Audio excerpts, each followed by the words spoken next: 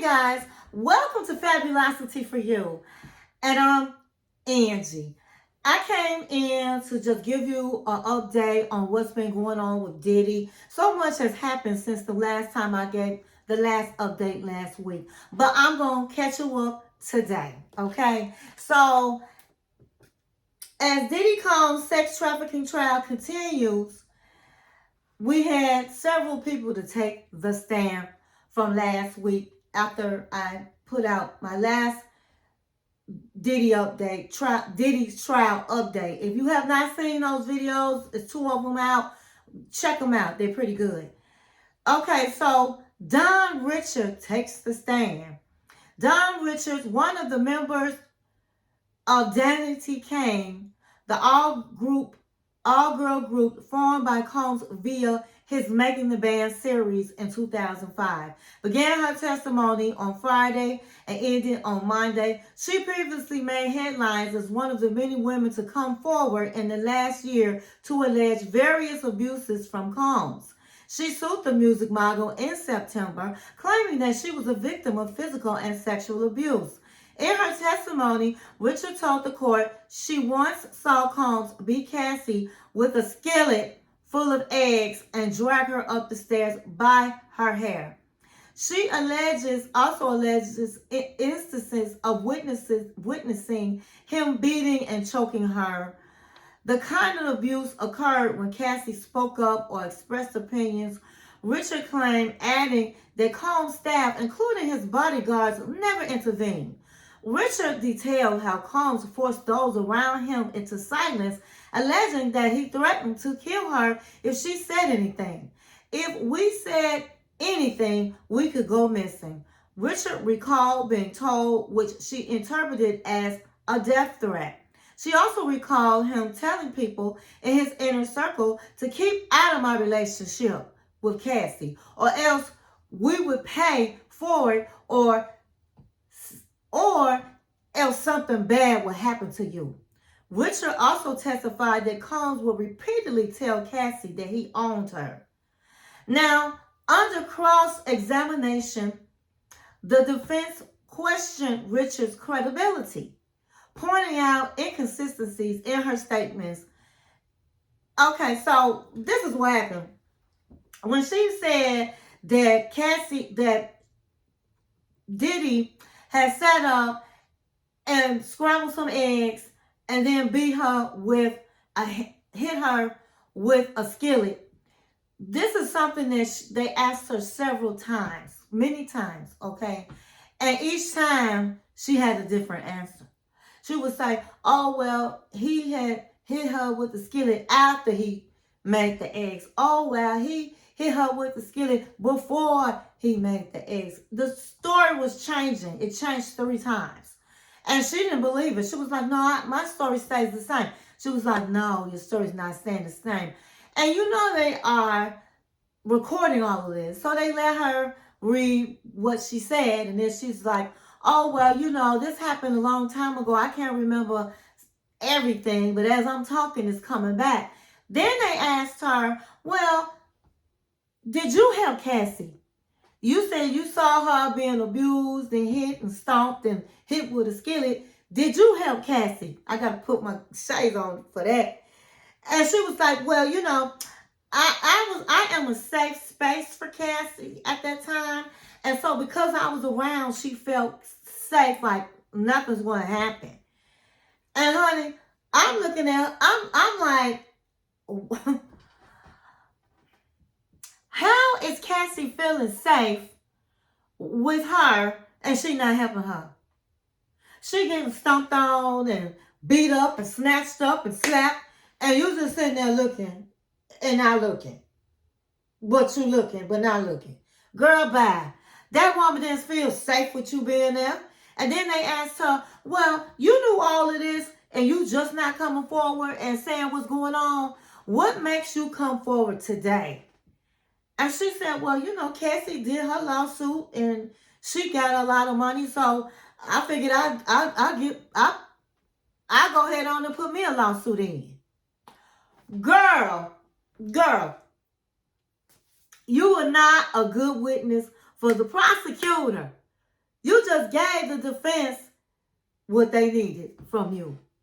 Okay? So, Don Richard, they said that after she got off that stand, the next day, Diddy's lawyers dropped her lawsuit. Who would get on the stage, who would get on the stand and say, you are coming forward to get the money? Girl, bad girl. You should stay home, honey. You should stay home. So, for the defense, Diddy's team had a win with her on the stage. So next we're going to go into the next witness, which was model Carrie Morgan takes the stand. Model Carrie Morgan, Cassie's former best friend and one-time roommate, took the stand next and told the court she saw Combs beat Cassie at least twice, including one in Jamaica, so violently she thought Cassie was knocked out, honey, was TK'd. She also testified she was also a victim of Combs and that he choked her in 2018. Morgan said she only took the stand because of government subpoena. Morgan said that Combs controlled everything in Cassie's life, including paying for her car and her apartment. She would have lost all of her livelihood, Morgan said, noting that Cassie was also signed to Combs' Bad Boy record label. Morgan stated that Cassie had lost her spark since she first met her in 2021. In 2001. Now, let's take a look at this. So, Cassie, I believe the reason why Cassie was taking all this abuse is because she honestly thought that Diddy was going to help her get on with her music. And I guess in the music industry, you have to do a lot of dirty things, honey. You got to get dragged in the mud and all of it in order to get on. And that's what she was waiting on. But at the end of the day, Diddy never looked at her as going to be this superstar that he was going to help mold. No, he wasn't doing that. He looked at her when he saw her and said, okay, she will be great. I can turn her into my freak, my personal freak, is what he was looking at her for. And so he made her happy by every now and then putting a record, let her put a record out, a song, but never an album. He would let her go in the studios like she finna do something, and he not gonna help her do nothing. But he, like the friend said, he paid for everything for her. And if she left, her livelihood would be over with. Now, let me just say this. I personally believe that she is a victim of abuse. But at the same time, if you looking for something, then you just as, I would say this, because she's in it for the money and she wants this career, so you know what's going on. When Kelly Richard asked her, she said one time she asked her, let's go. And Cassie said she can't go. And she said she can't go because he has control over her money. He has control over this. But how come you just couldn't go back home? How come you couldn't do that? Go back to your mama's house. But she liked that lifestyle. She loved that lifestyle. And so she couldn't go. Her best friend, her former best friend said, I'll say it again. Cassie said he controlled everything in her life, including paying her car and her apartment. So, was all of this worth it? Maybe, because at the end of the day, she was rewarded, I think it was $20 million. I don't know. I think that I don't agree with the things that Diddy did, and he got her at a very young age where he can mold her to what he wanted. But at some point, years and years and years have gone by, and she still didn't have an album out.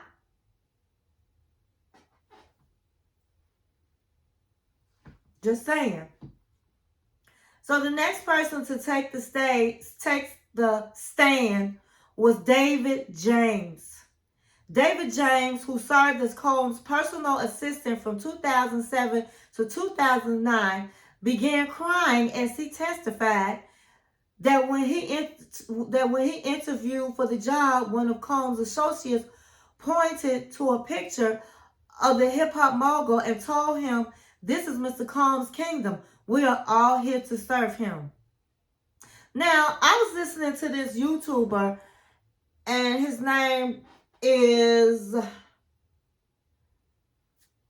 I forgot his name. I really did forget his name. Amon Wiggins. I think that's what it is. Amon Wiggins. Shout out to Amon Wiggins. He was at the trial, and he's a YouTuber, very, very popular. And I was listening to him, and he said, with David James, he didn't know what's wrong with him, because one minute he was, and the next minute he was laughing on the stage. He didn't know if this man was coming and going, and he really didn't quite understand why he was really crying. So, I don't know, he didn't know what was going on with David James, but he said he recalled urging Cassie to leave Combs, to which she replied, I can't get out. You know, Mr. Combs oversees so much of my life." Again, even though he controls her money, what about your freedom, girl? What about all the abuse that you're taking? You still didn't have no music coming out. Now, I never lived in a mansion, honey. My brother got one, but I never lived in a mansion. But I just feel like just because somebody is giving you this lifestyle, do you just be a punching bag for them? Do you just do anything and everything this man say? Now, I know that when you abuse, you feel like you stay with your abuser. I do understand that, but I'm just saying, just wow. Wow. So, James also stated that Combs referred to Cassie as a very moldable, and that he got her right where he wants her. And he did. And he did. And he did. So he said what he did for Mr. Combs, Diddy Combs, he made sure that his schedules were good and that the cook had his food lined up, that when he went out of town, he would go to the hotel first and make sure it was up to par and add things that he had taken from his home to make him comfortable. And they asked him, well, did you see him do drugs? And he said he did. He did drugs every day. He did the Percocets. I hope I'm pronouncing that right, Percocet. And he did, I was tripped out when he said he did the Barack Obama. And the Barack Obama was some type of ecstasy that he took at night. And I'm saying to myself, Barack Obama drug, why would he name the drug after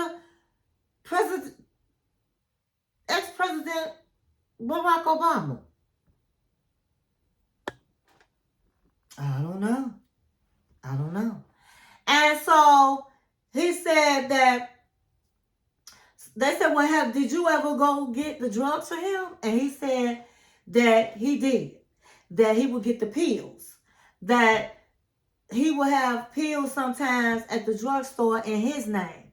And so he'd be like, well, go pick it up. It's in your name. So this man got immunity. Because you sitting up saying that you helped him get drugs and you're not in jail. And so it did come out that the prosecutors gave him immunity. They did give him that so that he could testify against Diddy Combs. And so they asked him, did you ever take any drugs? And he said, well, one time I was I was clocking out. I was off work, and it was a party going on, and I had to bring his fanny pack, and his fanny pack is full of drugs. And I always wanted to try the Barack Obama. So I did. I snuck one out, and I took it. I was off the clock, and Mr. Combs didn't know anything about it. And I started doing the Diddy do. I started doing the Diddy. Take that, take that, take that, take that, take that. And I said, wait a minute, let me get on out of here. Because if I stay, because they asked him, did you participate in the freak off that night? And he was like, no, I got out of there because I'm like, if he see me keep doing this, he gonna know I'm high. I took some drugs. Plus, he see me, he gonna ask me to do something. And I don't want to work because I'm off the clock. So I said, let me go home.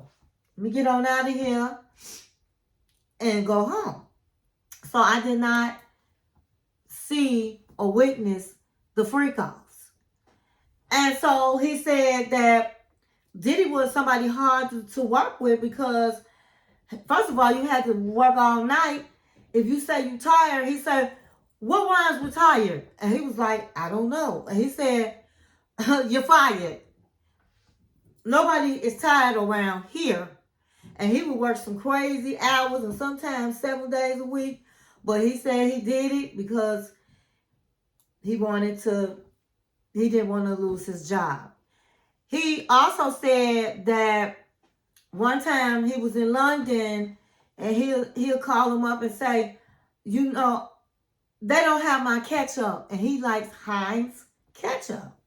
So he was like, I'm about to eat in a little bit. I need you, I don't care how you do it, to send me some Heinz ketchup. So when I get ready to sit down and eat my fries, I got my Heinz.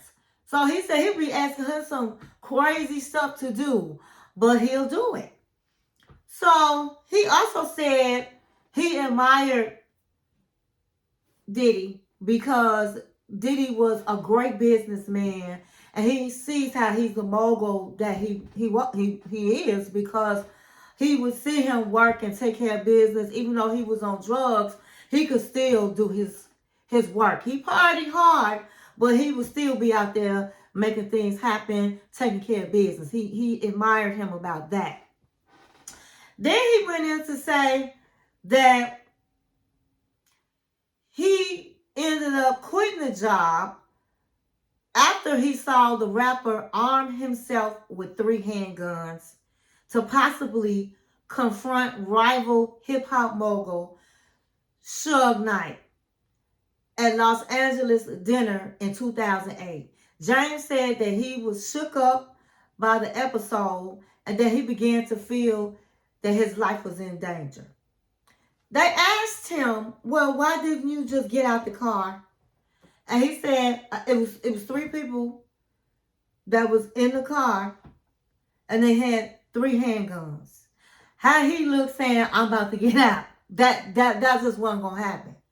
And so he felt like his life was in danger.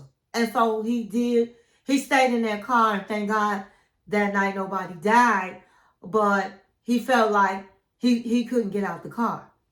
And so a lot of people are like, why they keep putting these people on the stand talking about Diddy abusing Cassie and him just being a violent person. But that just goes all into what this trial is about, okay? And this trial is about him being RICO charges, sex trafficking. And even though there was a lot of people around helping him, they're trying to say that these people were so afraid of him, that he's so good at manipulating people and threatening people, that they will do things that they will normally do because they were afraid of their lives. And all that plays a part of the charges that he's charged with. So even though this particular witness was really good for both the defense and the prosecutor, because Number one, he let everybody know, hey, he was the one to get the drugs. Number two, he did give Diddy some props by saying, hey, I respected his business sense and who he was as a mogul. And so that gave Diddy's, the defendants, he was a good witness for them. And then he did talk about that there was guns and all of the things, which puts Diddy to be that maybe he was this big boss that everybody's saying. Now, he did say before that particular night, he never saw Diddy with a gun. But when they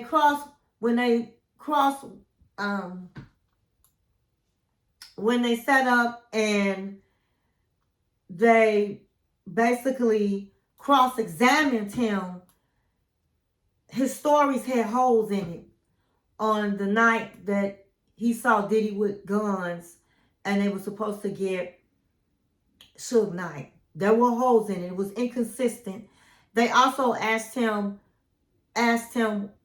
did he get immunity? And he says he doesn't remember. So right there, that lets you know that he lied. He's a liar, because how do you not know if you got immunity or not? So when it came to what happened with Suge Knight that night, they were trying to get Suge Knight, and Diddy had guns and all of the things. They really can't.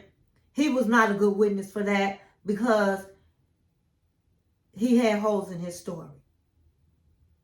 Okay, so the next person to take the stand was Cassie's mother, Regina Ventura.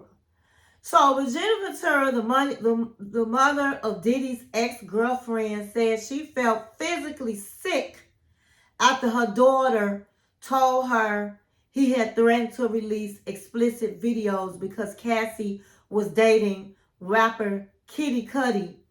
Diddy wanted $20,000 in exchange. Cassie's mom testified.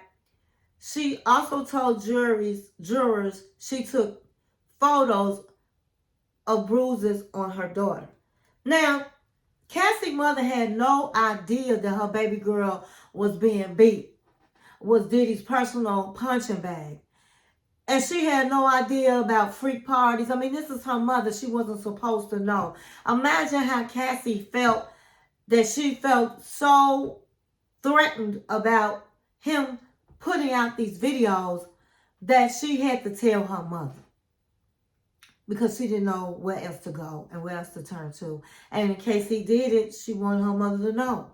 So she went to her mother's. First of all, since she had been with Diddy, she only saw her mother 3 times a year. It was usually around the holidays. And so this was around the holidays.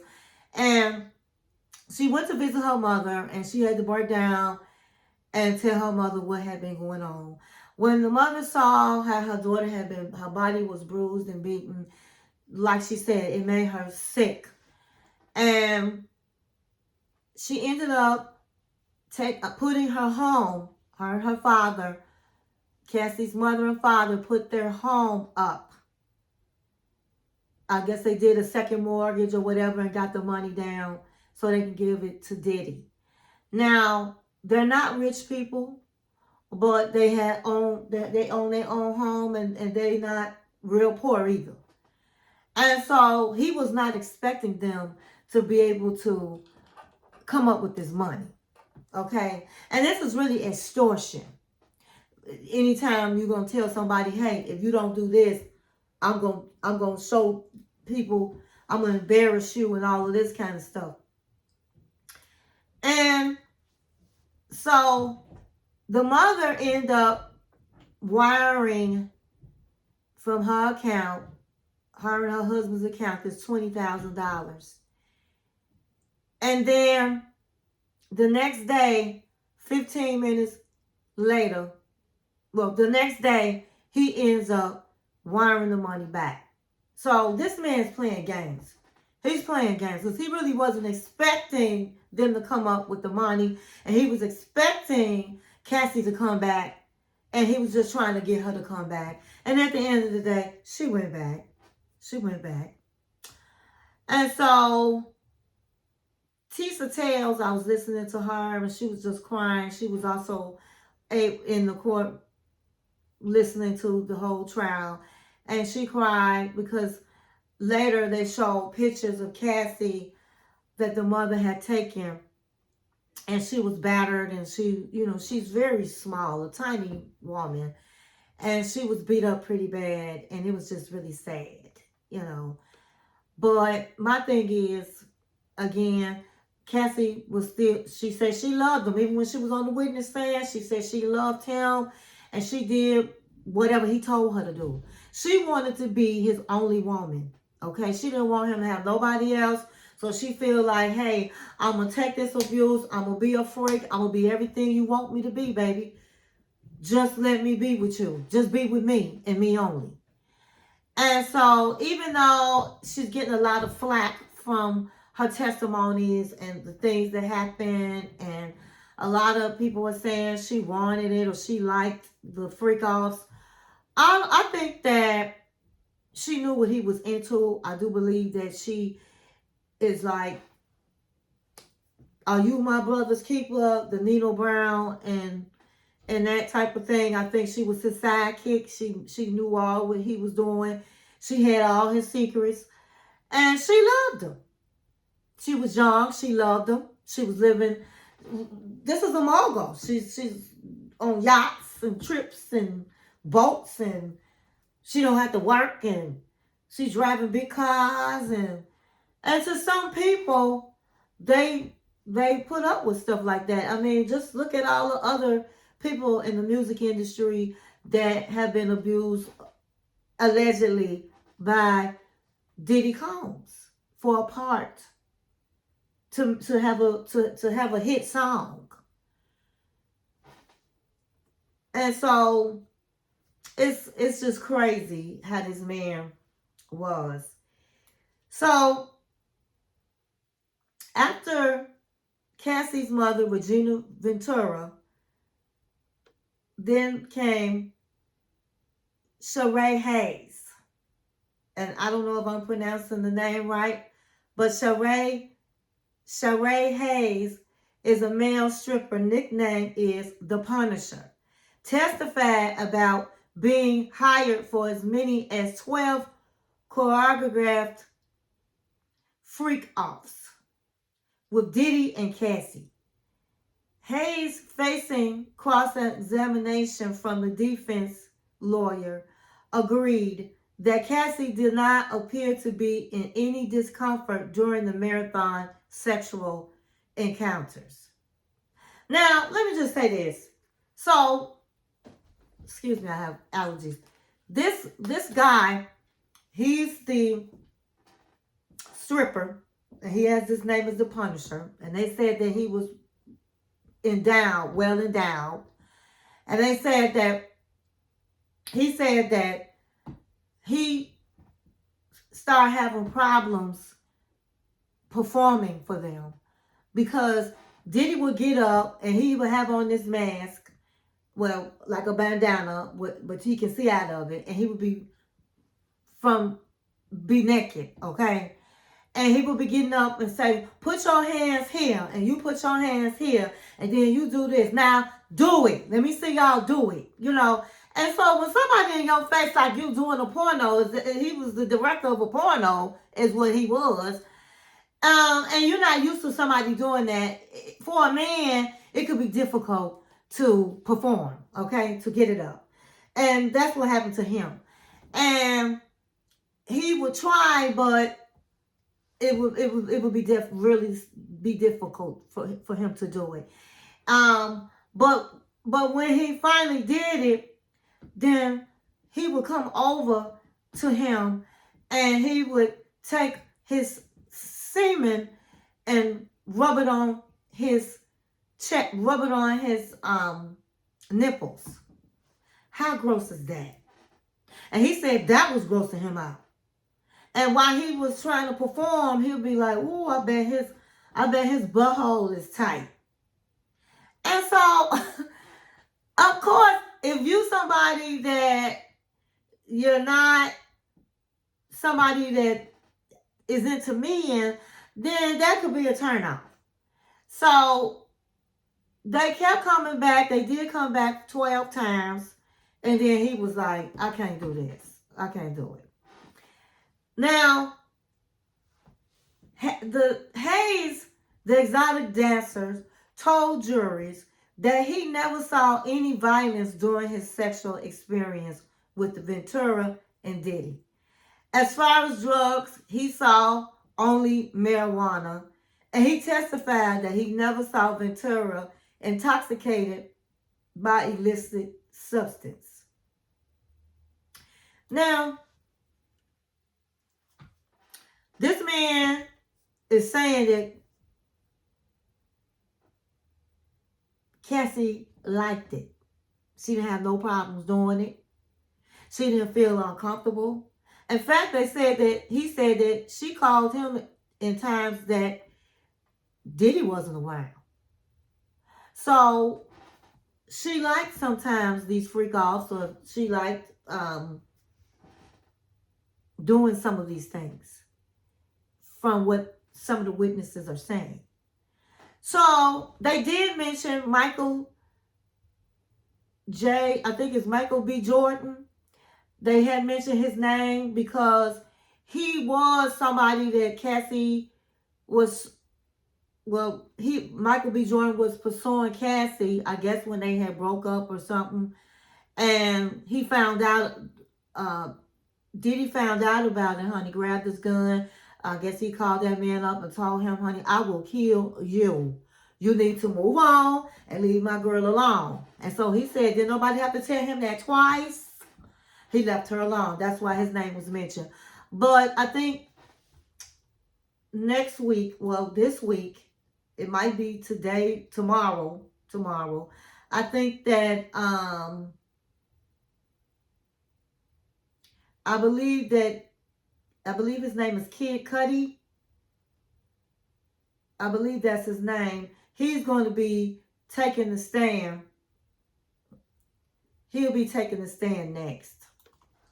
So, honey, it's a lot going on. One minute people think Diddy may have a chance. The next minute they think Diddy going under the jail.